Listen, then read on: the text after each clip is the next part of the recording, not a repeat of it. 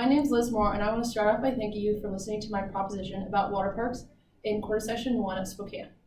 A water park and playground development would be a great opportunity for Spokane to grow as a city, and I think by the end of this presentation you'll understand a little bit more about why this is. So why does Spokane need a water park and playground development? One, it brings happiness to all people. Do you remember when you were little and your parents took you to a water park or a pool to cool down during the summertime? I remember those moments, and they were one of my favorite memories. And no family in Spokane should have that novelty taken away. And they offer happiness to all people. While parents can relax and kids can have fun, water parks are a great family fun activity. There's only one in Spokane also, and it's in the valley. So it's far away, and it's also rated very poorly. Okay, and so when deciding where I wanted to place my water park and playground development, I chose 5 criteria. 1, starting with elevation, using the DEM data. 2, environmental factors such as riparian habitat land data, and also hazardous geology.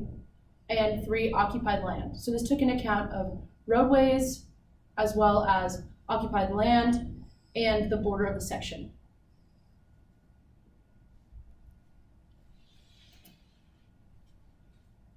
So my first criteria that I took into consideration was DEM data, which is our elevation of the land data. And I used this data to find the slope of the land.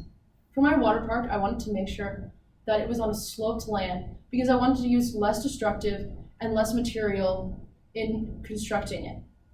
I did this because I thought that my water park would be great on a slope, so then the rides could be in existing land, so then it was less harmful for the environment.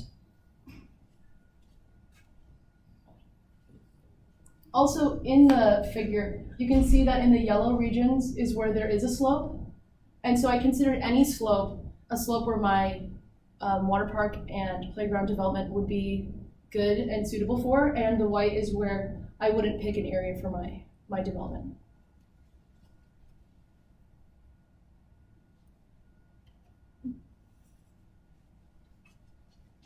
My first environmental factor was riparian habitat land data. And so riparian habitat land is basically where animals find shelter during the winter time. And I wanted to make sure that was off limits when I'm picking my area for my development. Because while it is good that we're taking an account of what people need, we also be taking an account of what animals need too. And here in the data, in the purple is where the riparian habitat land is. So I wanted to make sure to pick where the white would be.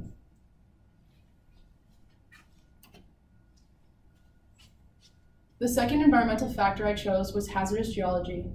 And so while I picked a sloped land for my development, I wanted to make sure that there was no hazardous geology that could cause landslides or any other harm to my development. And so I wanted to make sure that I chose an area where it was white and not where it was green, so there was less landslides, and also it was easier for construction so then we knew what we were going to be having to go through to be able to construct the development.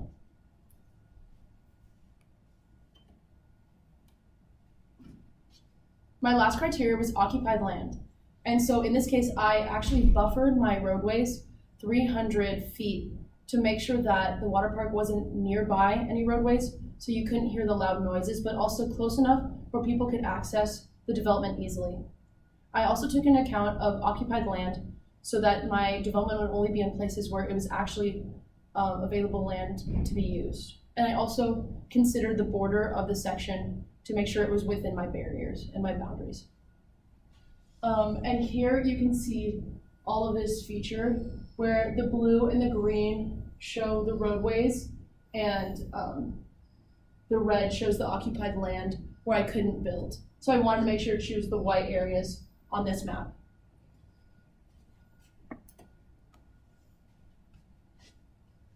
So in order to put all these things together, I normalized the data and made it into a scale of 0 and 1, 1 being good, and so that was like the land that I wanted to pick from my development, and 0 was where I didn't want to have my land.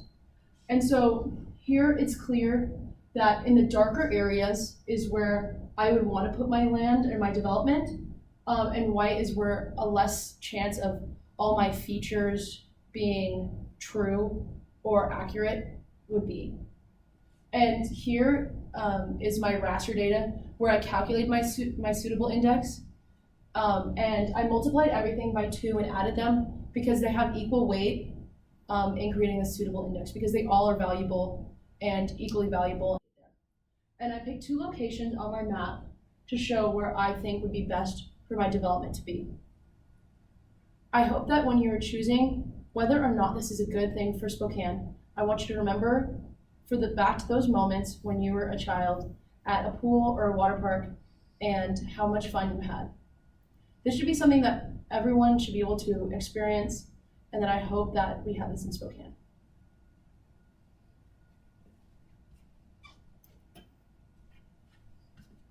Thank you, and please consider my proposal.